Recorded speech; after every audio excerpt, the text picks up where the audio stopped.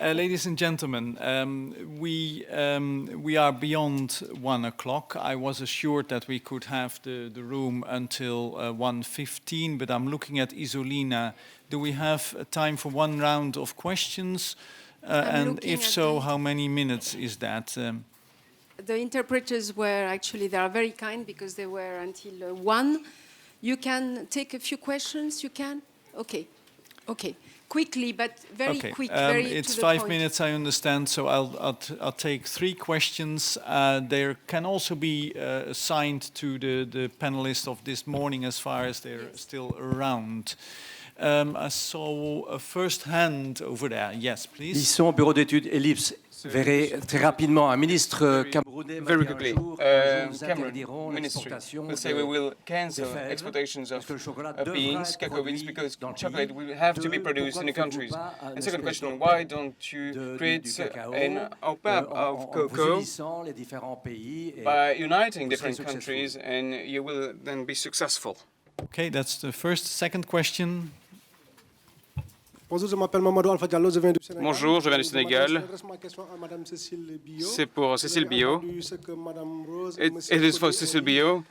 You heard what I said. The European cooperation is led to private sectors. What do you think about these changes in Africa?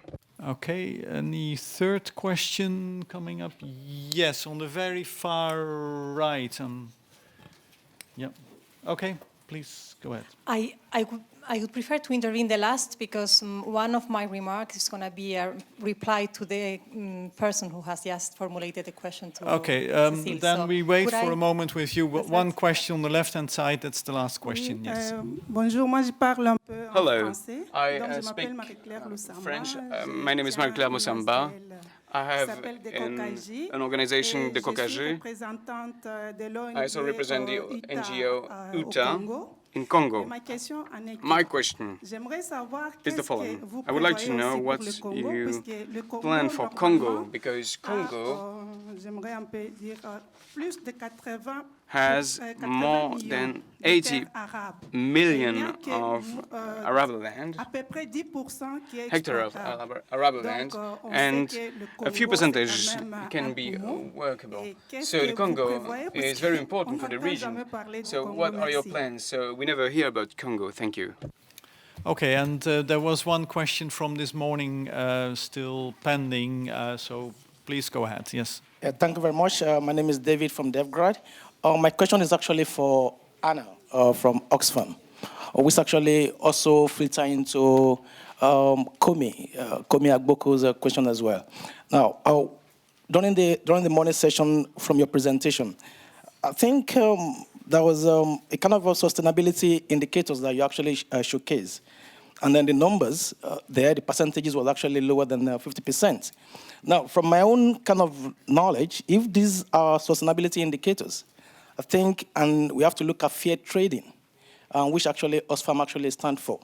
The last pitch from your phrase was that we can find solution from the stores, and these are major stores: Tesco, Sainsbury's, big players in Europe.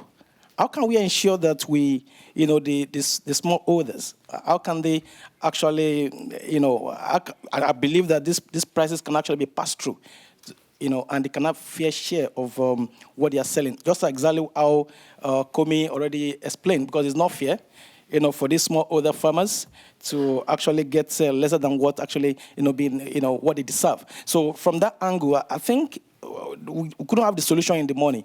And I'm very curious as a practical, player on the field. How can we improve their life, for the price that we offer, some of these products in our shelves in Europe, and filter them back to the farmers we actually, plant some of these products. Thank you very much. That's a key question indeed. We are going to answers, and I would like to start with Cécile. One question to you, and you might also want to touch on others. I would like to ask everyone to be as brief as possible. So 1 minute, if possible, in your answering. Cecile, please. I will be very short. Yeah, I think the question that the gentleman asked, very inspiring, this example. I mean, it's really interesting. It's really this kind of project which I think is completely in line with what we try to do also to reach with the EPA. So very inspiring, both of them, because it's really example of taking the benefits of what you have on your country to be able to take the most added value and then to use it for your local consumer, but also to trade them. So I was really inspired, and I hope we see more of this kind of project, and also exchange this project among the different African countries, because, for example, this is taking place in Togo, and I'm not aware, but maybe there is some of similar initiative in Côte d'Ivoire or Ghana or Cameroon. That could be a good fix to exchange between, or do some filial, or talk to your neighbor to do a similar kind of initiative in the other country which are producing cocoa.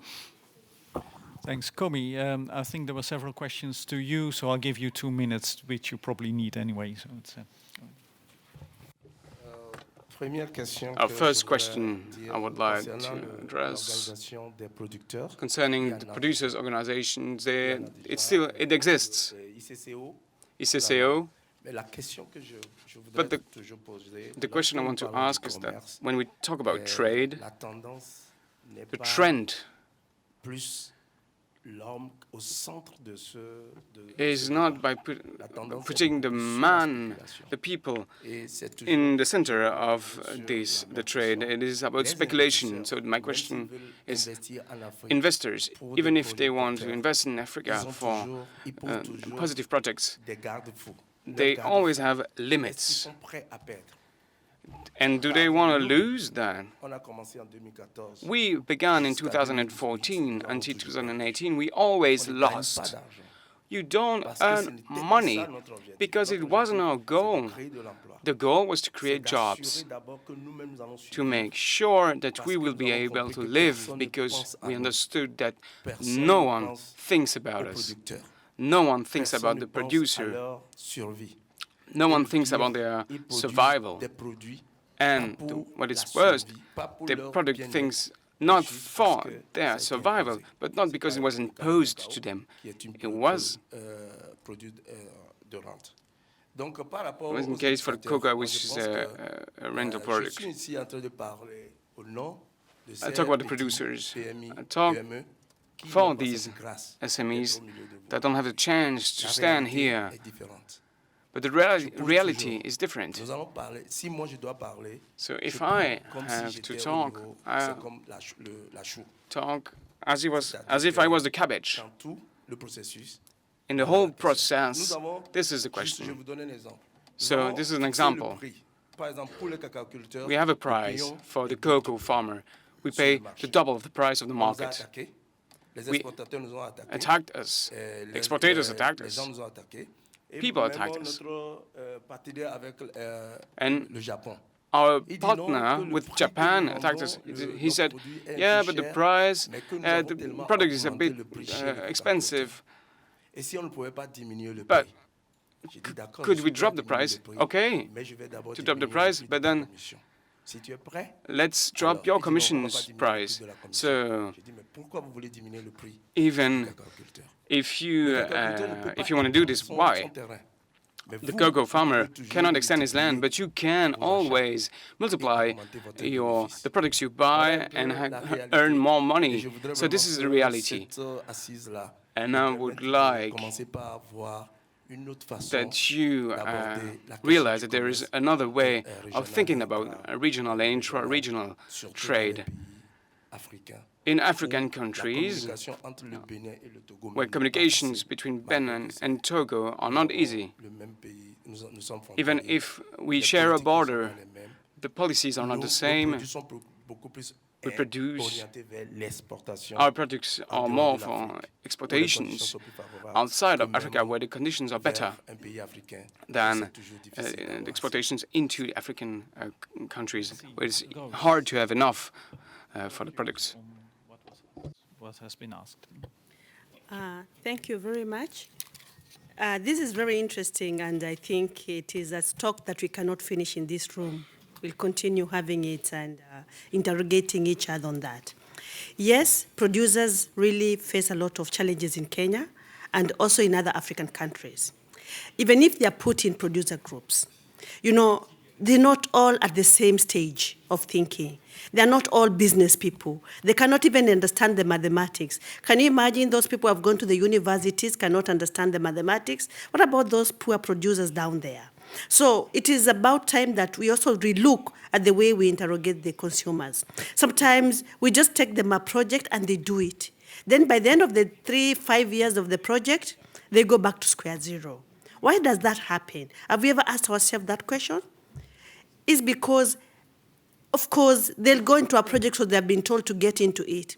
But is it their core business? Do they understand this business we are talking about? So as we are talking today, most of the SMEs in Africa and the SME and the producer groups in Africa are really suffering from this kind of a situation where they have no control of what they're doing. But yes, we have a solution, yes, and that is what we are looking at. And we are saying that we can feed the world, yes, as African consumers, as African SMEs, but we need a chance to be able to put what we have on the table and be able to communicate. We can say that in Kenya, for example, today, when I go to Kenya, we are now talking about SACCOs. SACCOs are understanding what we are doing better than a commercial bank.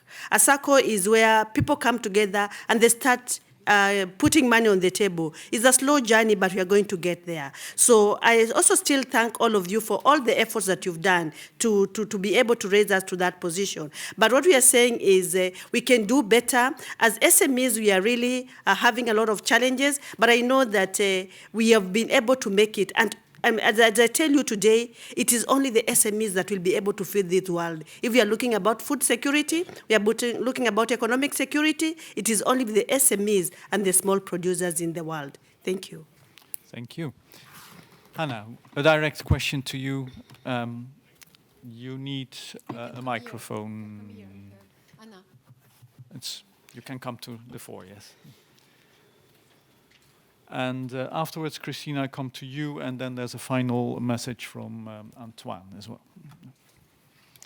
So thank you for the question on fair trade. So indeed, we are supporters of fair trade. These products really hold a lot of potential. Currently, they are marginal in our supermarkets, so it's still a very, very small part of it. Ultimately, everything should be fair trade.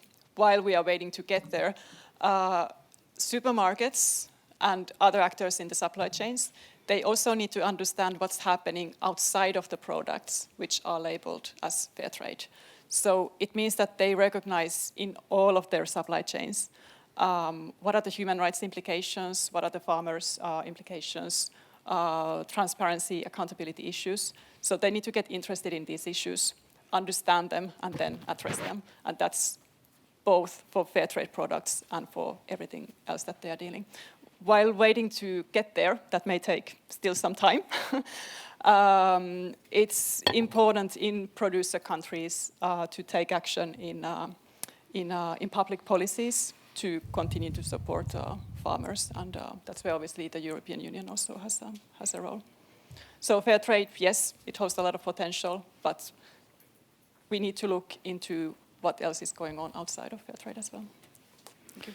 Thank you. So, Christina Miranda, DG Agri, a comment, I understand. Yeah.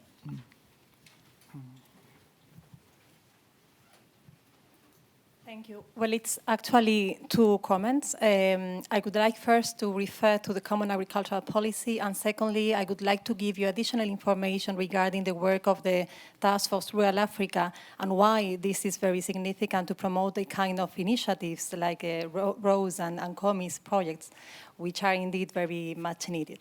So I'll try to be very brief. First of all, I would like to underline that there are still many misconceptions about what the Common Agricultural Policy is nowadays. I think that assuming that because of the Common Agricultural Policy, the agricultural sector in Africa is underdeveloped is not fair at all. And it is also a mistake because it is not putting the accent, the focus on the real shortcomings of the lack of the development of the African agri-food sector.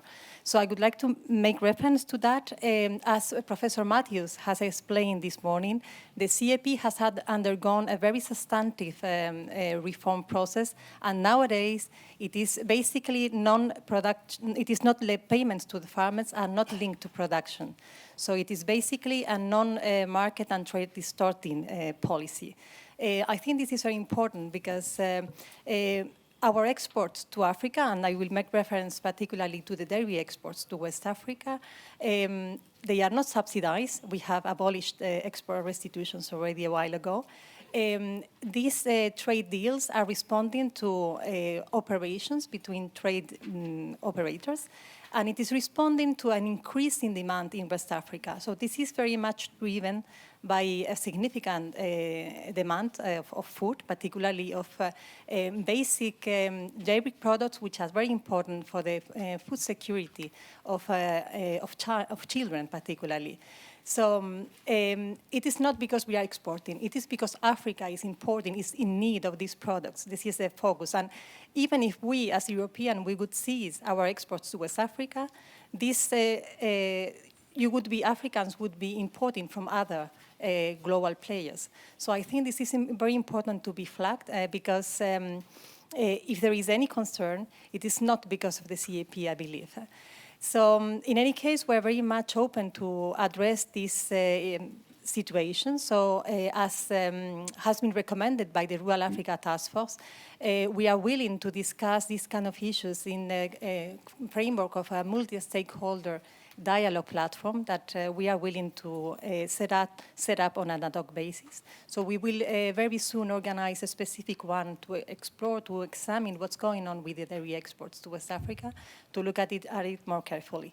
And I would like to conclude this very first point by making reference to the statements that Professor Matthew has Christina, shared with could you yes, very please, shortly. Please, Professor Matthew has said that the study he has recently concluded has concluded that there is some evidence of CAP disturbance of milk powder exports to West Africa, but whether it is a fundamental issue, that is a question that it is not yet clear. I would like to put the emphasis on that issue. It is not a fundamental issue at all.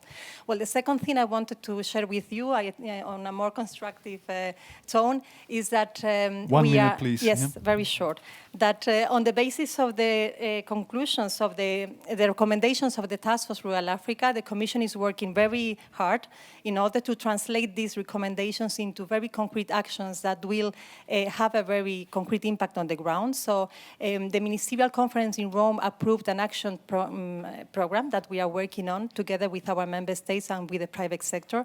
It includes many concrete initiatives that you can consult on the internet, but many of them will be very significant for the projects like Rose and COMI, for example, the establishment of an agribusiness, African-European agribusiness platform in order to mobilize investments in African agri-food sector and very importantly to transfer knowledge and technology from Europe to Africa. So I'm very keen to continue the discussion during the lunch break if you wish. Thank you. Thank you. And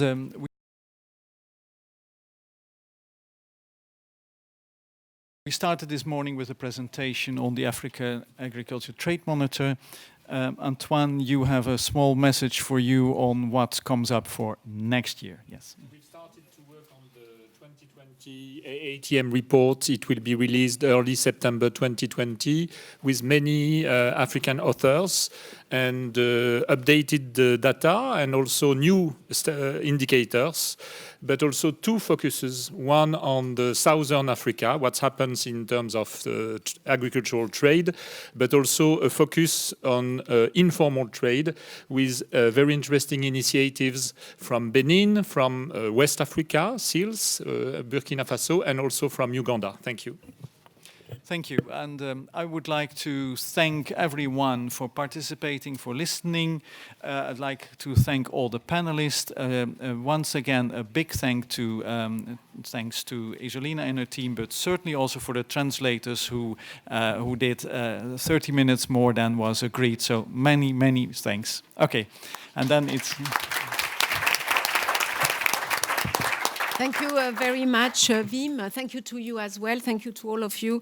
It's always a pleasure to have you. It's always very busy, but it's you are responsible for that, because in the evaluation forms we get, we analyze systematically. We ask you, do you want less presentations, more time? And you say, no, more, many presentations. So here you are. The food is just where you had the coffee break, so please continue the debate.